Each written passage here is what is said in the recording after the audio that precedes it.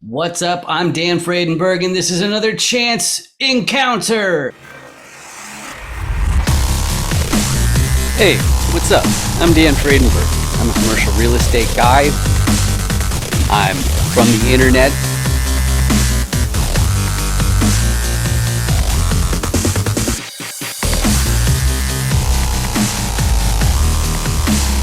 Power line today is kind of close. What's up again? This is Dan Fredenberg.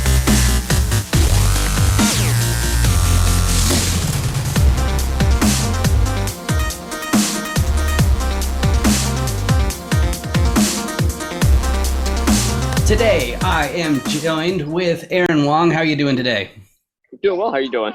I can't complain. So you're at the zoo having a good old time. One thing I like to do in this show, though, is I like to get people to introduce themselves because I think it's such an important thing to be able to do. So can you please introduce yourself, please, Aaron? Yeah, sure. So my name is Aaron Wong. I'm with TW Capital Investments, and I'm the managing partner over operations. And so, yeah, that's it's going to be.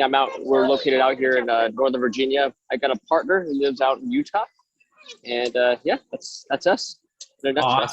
Awesome. So in Chance Encounters, what we do is we go through what your primary motivation is when it comes to an apartment complex deal or commercial deal. I'm just going to open up my wonderful little presentation on this and then hit the magical button so everybody can see it.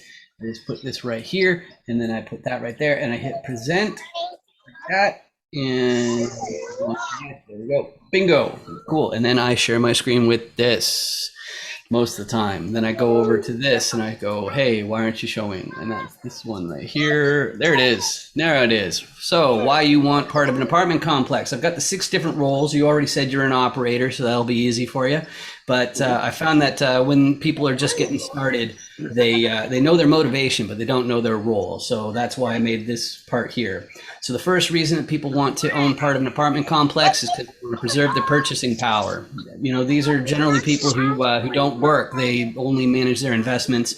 And so that's one good motivation for wanting real estate assets. The next one is my one, which is I want to trade time for wealth.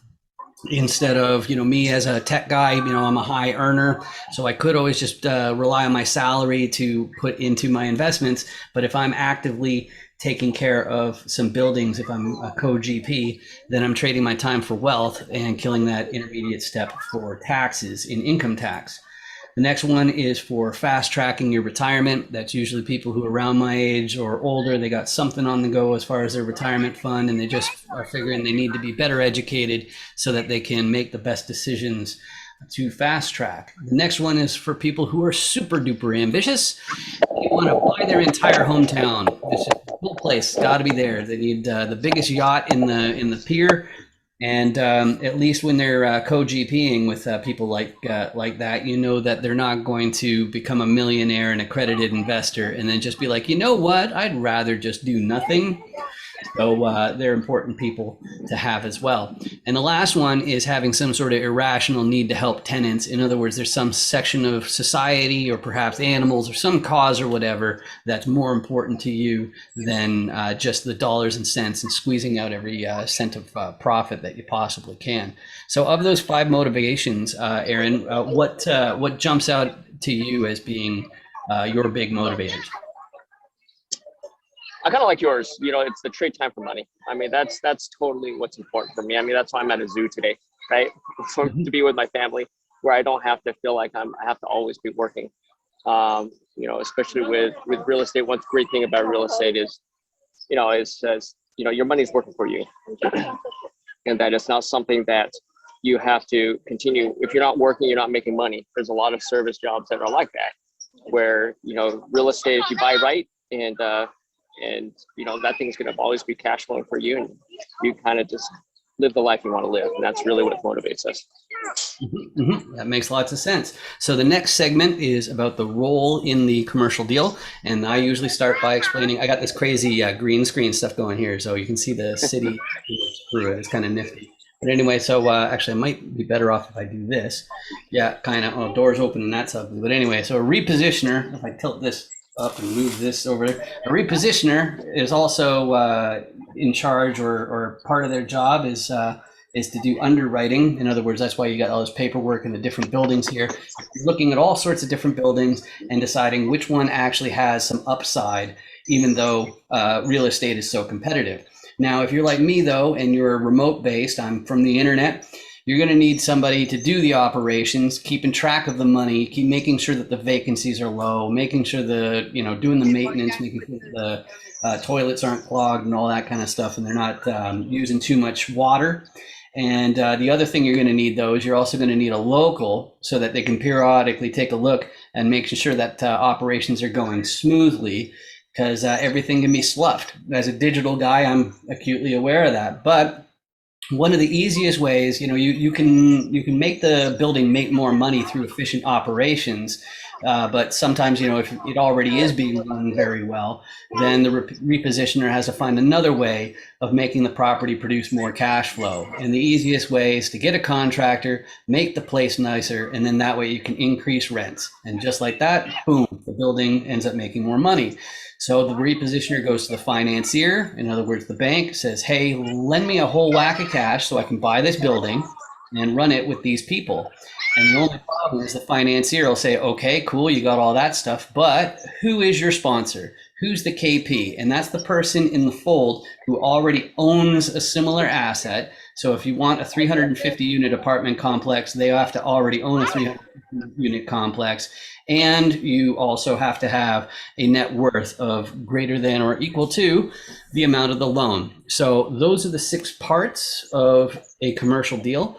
And you're fairly experienced. Which of these sides here is your core competency when you want to co-GP with somebody? You mentioned operations already. Yeah. I think for us, it's probably repositioner. I mean, we don't typically buy anywhere near where we live, just because things are too expensive.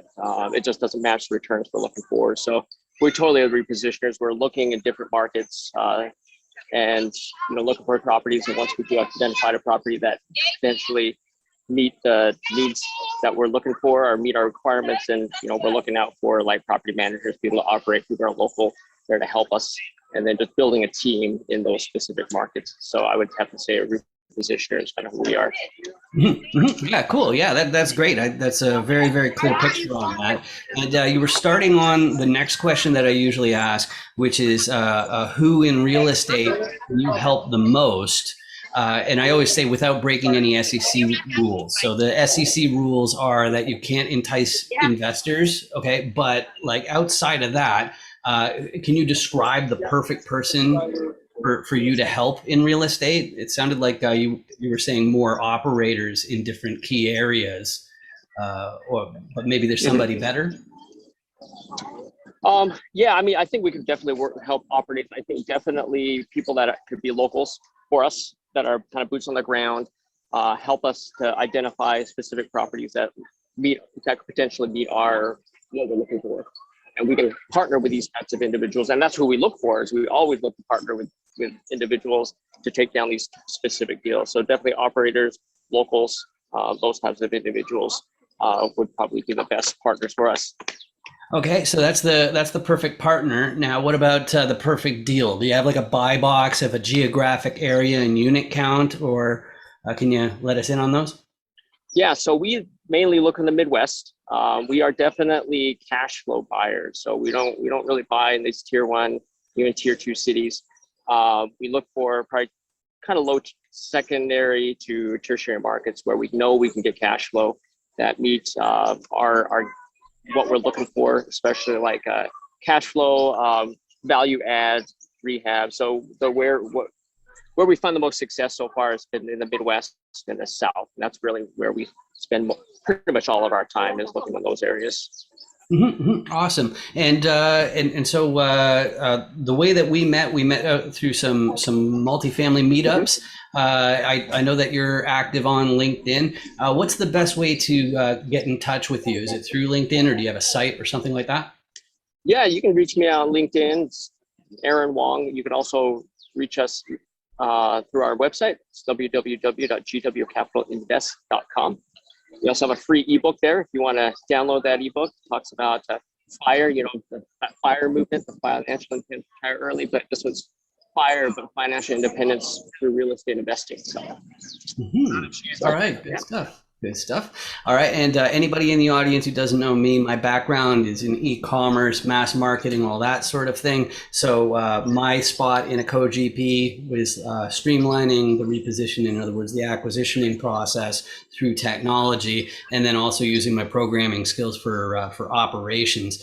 But the bigger thing is just connecting people through things like this social media. But I have a favor to ask you in the internet, which is if you look kind of down there-ish, you'll see a red subscribe button. And I'd love for you to hit that. And it's no skin off your back, I promise. It's free.